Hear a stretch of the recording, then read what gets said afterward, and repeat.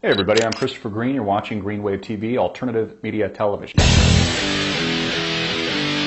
Please click the link below, consider advertising with us and supporting the cause of liberty. People ask me all the time, Christopher, what do you think the next Civil War is going to look like? And I think that the common mistake is, or misconception is, Civil War gives off images and imagery in one's mind of the North and South fighting each other, and people like Robert E. Lee and all the images of a historical past of what we thought or we think or what we thunk the Civil War looked like or might have been like. We think of Abraham Lincoln, we think of the railroad being one of the primary ingredients to why the North won. Abraham Lincoln at the time had control over the railroad, and he could hence supply the North with supplies, with weapons, and with the tools they needed to ultimately defeat the South. We all know what happens. It united the country and the South lost. The South and the Southerners at the time, plantation owners among other people, were fighting for their way of life. They were fighting for really just what they knew. Now, was slavery a good thing? No. Is any form of slavery a good thing? Of course not. But what people don't see, at least a lot of people, even in today's new age of technology and iPads and iPods, is that we're still slaves in a lot of respects. So what I think that the new Civil War is going to look like is it isn't going to be those archaic images of what we see in the history books. The new Civil War is going to be centered around the new railroad. What is the new railroad?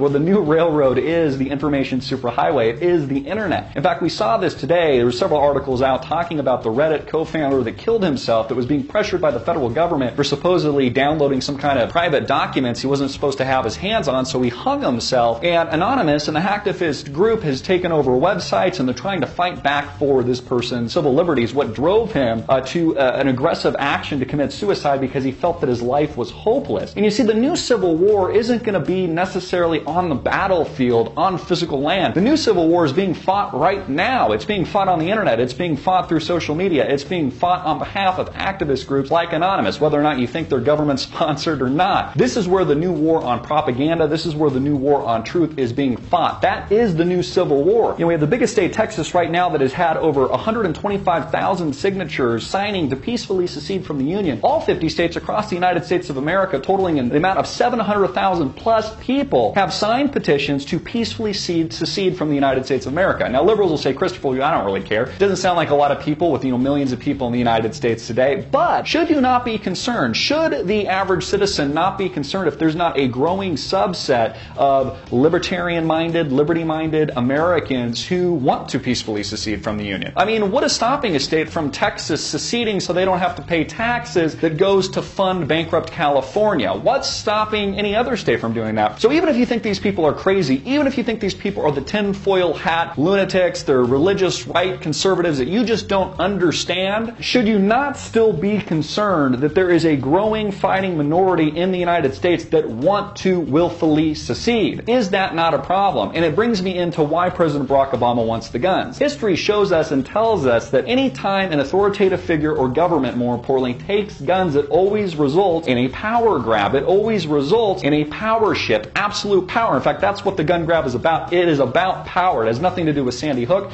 and it has nothing to do with the future Sandy Hook, because what happens when we have another Sandy Hook? Do they confiscate more guns? What happens when we have another September 11th with box cutters that the terrorists used? Does Obama strike a new war against box cutters? No, he doesn't. This is about absolute power and absolute control. And with that power shift, history tells us that people die. People die. It's happened over and over again in history. Once they have the guns, once they have your weapons, and they sell you on the idea and the guise that the streets will be safer and it'll be a better world for all people, and more importantly, protect the children, that's when they come to kill you, when you're disarmed. So these are all very important things to think about.